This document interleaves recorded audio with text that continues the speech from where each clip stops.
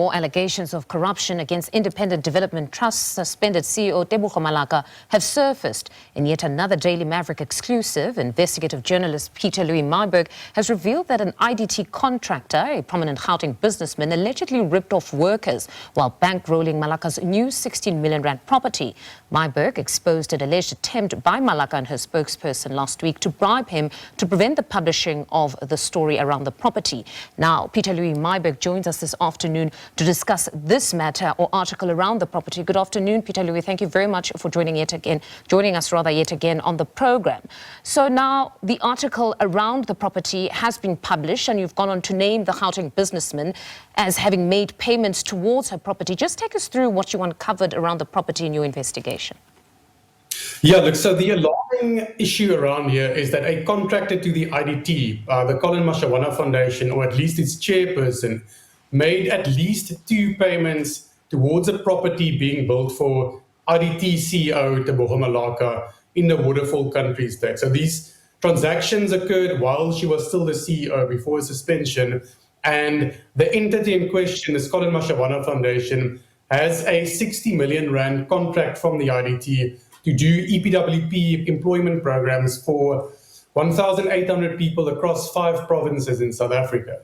And then finally, the really concerning consideration here is that our investigation shows that many of these EPWP workers, and we're talking hundreds of them, have indicated that they're not getting the money that was due to them. In one instance, a group of 200 of them took the foundation to the CCMA, and the CCMA found in their favor, confirming that for many months after they did their work, they did not get the money that the IDT was paying to the Colin Mashawana Foundation for their salaries.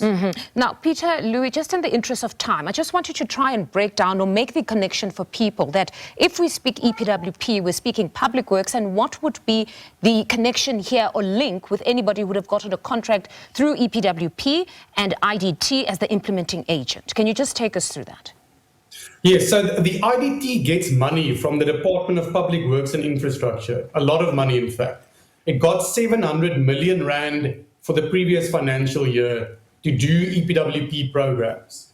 The IDT then takes the 700 million rand and it appoints independent non-profits like the Colin Mashawana Foundation to do their own EPWP work. So it is effectively government outsourcing its EPWP initiatives to outside non-profit organizations. And in this instance, the Colin Mashawana Foundation got the largest chunk of this expenditure very soon after Colin Mashawana made that first payment towards the CEO Malaka's property in Waterfall. Now, we are attempting to get comment or reach out to the Colin Mashawana Foundation to at least get a right of reply for them. But there's also been something around this IDT scandal and the suspended CEO. I'm sure you've seen the statement that was published through what is the Malaka Foundation, where they have challenged that perhaps the audio that everybody would have listened to last week must be raw audio that is released to the public and unedited. What is your view or position there insofar as that audio is concerned, and perhaps some of the allegations or narrative now that perhaps it has been doctored in any way? Yeah, look, one would have to give them a lot of leeway to take their argument on board. We have video footage which we released for the public consumption that shows Ms. Malaka and Pasha Makhalani at a table where 60,000 rand is presented to me.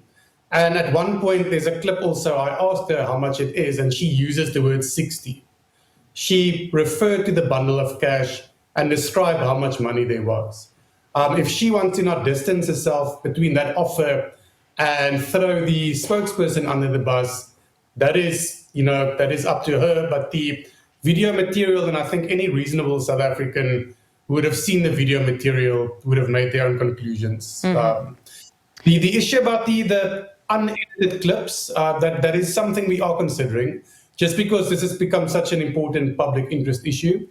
We may at some point release lengthy sections of that conversation unedited for the public to view. All right, Pieter-Louis, thank you very much for your time as always. That's Daily Maverick's investigative journalist Pieter-Louis Myburgh. Unfortunately, we have run out of time, so quite a lot that we couldn't expand on, but most certainly we've extended the invitation to the Colin Mashawana Foundation, and as well our producers continue to extend the invitation to Tebogo Malaka, the suspended CEO, to get that opportunity to reply to some of those allegations.